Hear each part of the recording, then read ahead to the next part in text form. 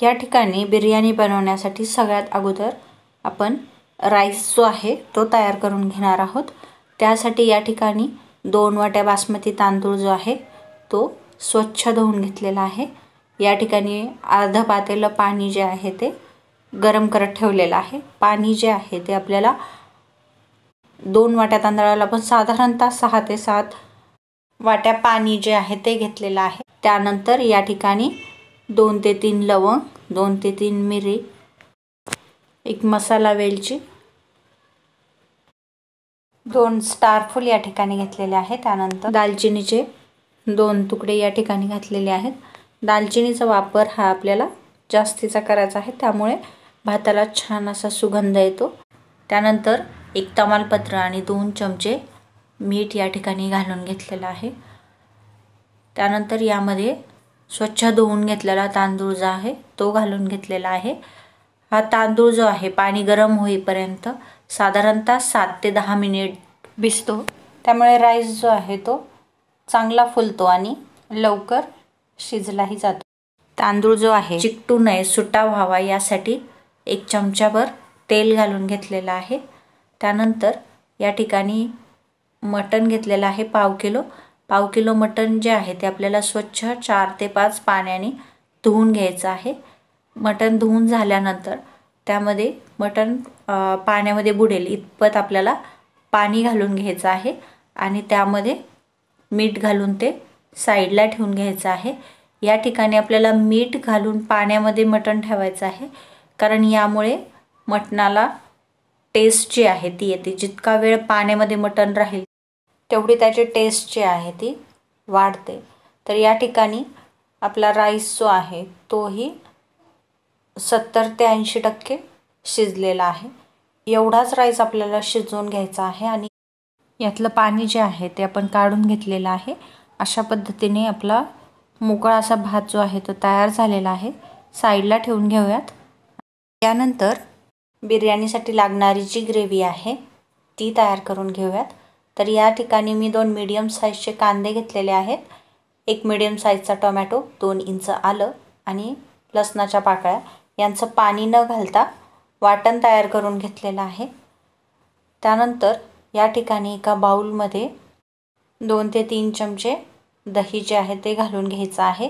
या ठिकाणी दही जे आहे ते आपल्याला आंबट घ्यायचं नाही, कारण ऑलरेडी टोमॅटो आहे तोही आंबट आणि दही आंबट, यामुळे आपल्या ग्रेव्हीची टेस्ट जी आहे किंवा बिर्याणीची टेस्ट जी आहे ती थोडीशी आंबटसर होते।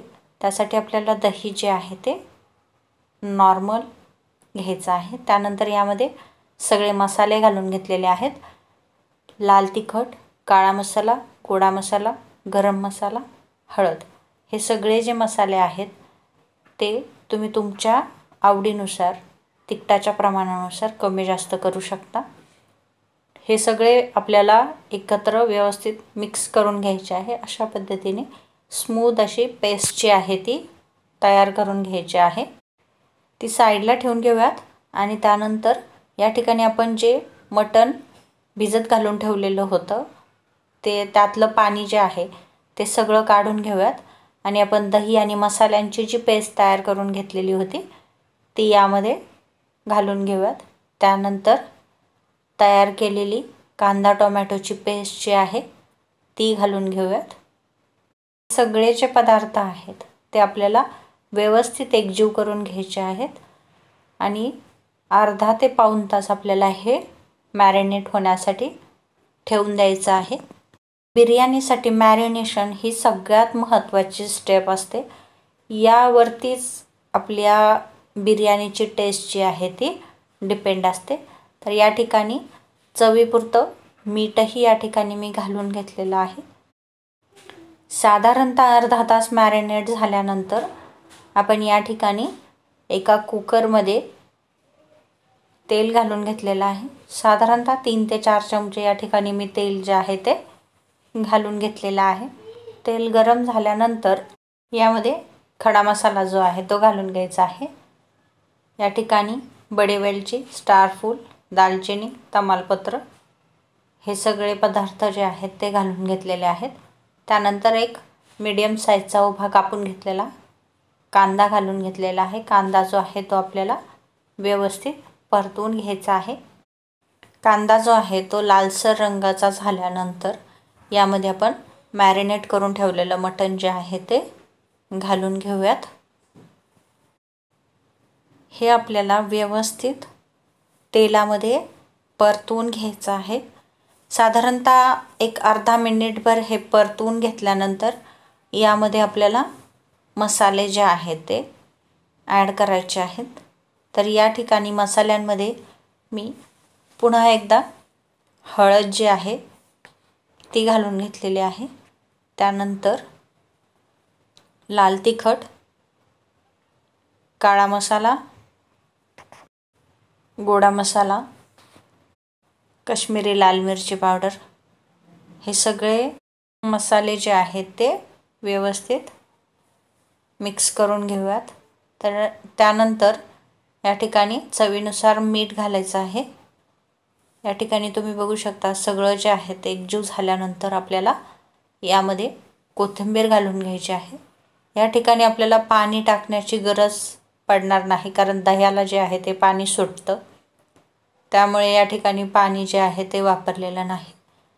सगळ्यात लास्टला आपण 1 चमचा बिर्याणी मसाला जो आहे तो घालून घ्यायचा. तो व्यवस्थित मिक्स करून घेऊयात. व्यवस्थित मिक्स करून झाल्यानंतर आपल्याला या ठिकाणी कुकर जो आहे तो झाकण लावून 4 ते 5 शिट्ट्या करून घ्यायच्या आहेत. कुकरच्या शिट्ट्या होईपर्यंत या ठिकाणी आपण बिर्याणीसाठी लागणारा जो कांदा आहे तो तळून घेऊयात. कांदा तळण्यासाठी या ठिकाणी मी तेल जे आहे ते गरम करत ठेवलेलं आहे. तेल गरम झाल्यानंतर यामध्ये बारीक चिरून घेतलेला कांदा जो आहे तो घालून घ्यायचा आहे. या ठिकाणी 2 मीडियम साईजचे बारीक चिरून घेतलेले उभे कांदे जे आहेत ते मी तेलामध्ये घालून घेतलेले आहे. आपल्याला अगदी कमी गॅसवर हा कांदा जो आहे तो तळून घ्यायचा आहे.